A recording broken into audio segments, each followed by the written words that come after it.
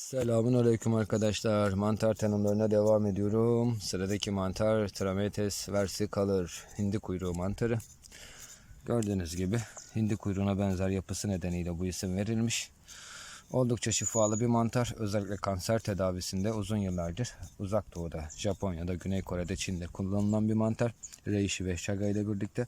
Hatta Japon hükümeti tarafından yazılana göre kanser destekleyici bir tedavi yöntemi olarak bile kabul edildiği geçiyor. Bu ne kadar doğru bilmiyorum ama bu yazıyor. Ne faydaları var başka? Bağışıklığı güçlendiriyor arkadaşlar. Bağışıklığı güçlendiren birçok antioksidan, antifungal ve başka kimyasalları içeriyor. Uzun zamandır dediğim gibi Orta Asya'da çay olarak tüketiliyor. Çay olarak nasıl tüketildiği hakkında hem Mantarlı Yaşam sitemizde hem internet ortamında bilgi bulabilirsiniz.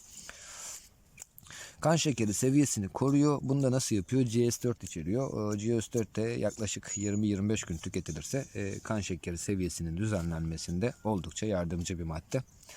Antikanserojen, bahsettiğim gibi en başta kemoterapi öncesinde kullanılıyor. En az %10 iyileştirme yaptığı gözlenmiş kemoterapi öncesinde.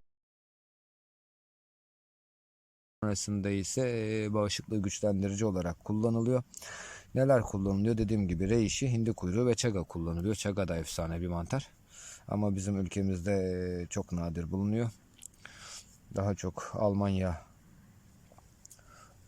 ve benzeri iklimlerde oldukça yaygın. Karaciğeri destekliyor. Biliyorsunuz karaciğer vücudumuz açısından çok önemli bir organ. Onun yorulması vücudumuzun tamamen yorulması anlamına geliyor. Sizi oldukça sıkıntıya sokacaktır. Karaciğeri destekliyor. Bağırsaklar ikinci beynimizdir.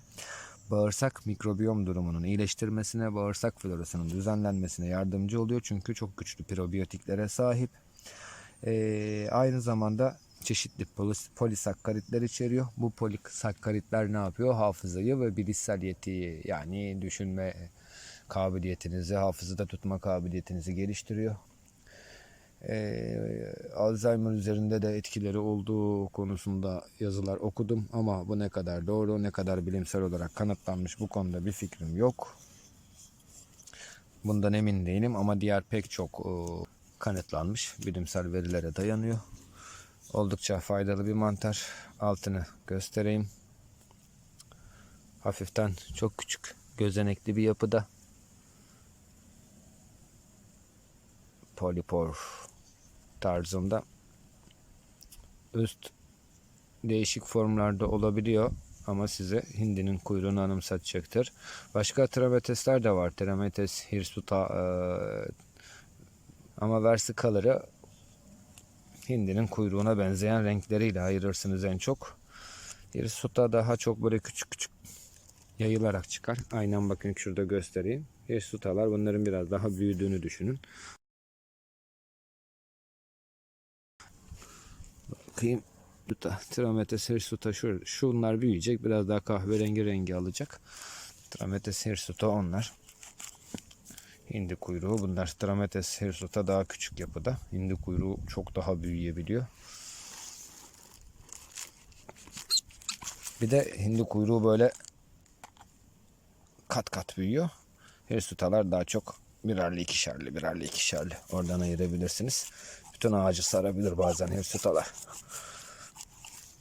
Bir meşe kökündeki yosunlarda bu örnekler.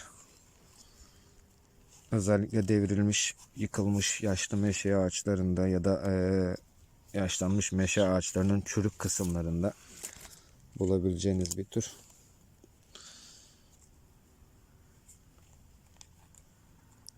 Evet, şimdilik hepsi bu kadar. Dediğim gibi çay olarak tüketilir, çok sert. Yani bunu kalkıp yemeye kalkmayın, yiyemezsiniz zaten. Yemeğini yapamazsınız. Bunu kurutursunuz. Küçük küçük parçalar ayırırsınız. Küçük porsiyonlar halinde uzun süre kaynatılarak, tabii bunun bir süresi var. Şu anda tam onu bilmiyorum. İnternete sorduğunuz zaman Trametes versicolor'ı nasıl çay yapabilirim diye karşınıza bilgi çıkacaktır. Hindi kuyruğundan bu kadar arkadaşlar. Başka bir türde görüşmek üzere. Allah'a emanet olun. Kanala abone olmayı, destek olmayı unutmayalım. Selametle.